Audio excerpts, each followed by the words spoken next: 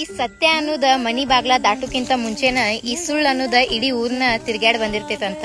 ಅದೇ ರೀತಿ ಈ ನಮ್ ಧರ್ಮಸ್ಥಳ ಸೌಜನ್ಯ ಅಕ್ಕನ್ ಕೇಸ್ ಒಳಗೂ ನಡೆದೈತಿ. ಈಗ ನಮ್ಗ ಕರೆ ಏನು ಮತ್ ಸುಳ್ಳು ಏನ್ ಅನ್ನೋದ ಅಷ್ಟ್ ಕನ್ಫರ್ಮ್ ಆಗಿ ಗೊತ್ತಿಲ್ಲ. ಬಟ್ ಸಮೀರ್ ಬ್ರೋ ಅವರು ಅವ್ರ ಯೂಟ್ಯೂಬ್ ಚಾನಲ್ ಒಳಗ ಏನ್ ಅನ್ನೋದನ್ನ ಎಲ್ಲಾ ಪಿನ್ ಟು ಪಿನ್ ವಿಡಿಯೋ ಮಾಡಿ ಹಾಕಿದಾರ. ಈಗ ಅವ್ರಿಗೆ ಕೂಡ ಪ್ರಾಣ ಭಯ ಇದೆ.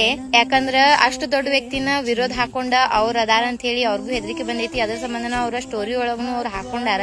ಈಗ ಎಲ್ಲಾ ಕಂಟೆಂಟ್ ಕ್ರಿಯೇಟ್ ಮಾಡೋರಾಗ್ಲಿ ರಿಲೀಸ್ ಮಾಡೋರಾಗ್ಲಿ ಅವ್ರ ಸಪೋರ್ಟಿಗಾಗಿ ವಿಡಿಯೋ ಮಾಡಿ ಹಾಕ್ಯಾರ. ನಂದೇನಪ್ಪಾ ಉದ್ದೇಶ ಅಂದ್ರ ಈ ಕಡೆ ಆ ಸೌಜನ್ಯ ಅಕ್ಕಾಗ್ನು ನ್ಯಾಯ ಸಿಗ್ಲಿ, ಈ ಸಮೀರನಾಗ್ನು ಏನೇ ಆಗದೆ ಇರ್ಲಿ.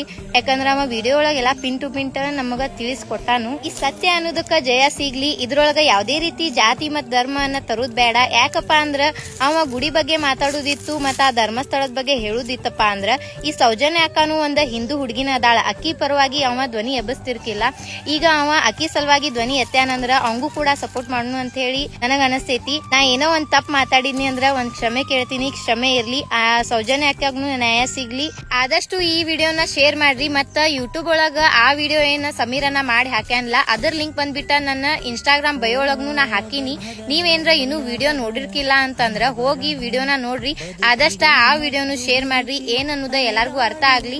ಮತ್ತ ಯೂಟ್ಯೂಬ್ ಒಳಗ ನೀವು ಕಮೆಂಟ್ ಹಾಕ್ರಿ. ಅಣ್ಣನು ಹೇಳ್ಯಾನು ಕಮೆಂಟ್ ಹಾಕ್ರಿ, ನಿಮ್ ಅಭಿಪ್ರಾಯವನ್ನ ತಿಳಿಸ್ರಿ ಅಂತ ಹೇಳಿ. ತಪ್ಪು ಮಾಡಿರುವಂತ ವ್ಯಕ್ತಿ ಬಡುನ ಆಗಿರ್ಲಿ ಶ್ರೀಮಂತನ ಆಗಿರ್ಲಿ, ತಪ್ಪು ಮಾಡಿದವರಿಗೆ ಶಿಕ್ಷೆ ಆಗ್ಲೇಬೇಕ. ಸತ್ಯಮೇವ ಜಯತೆ.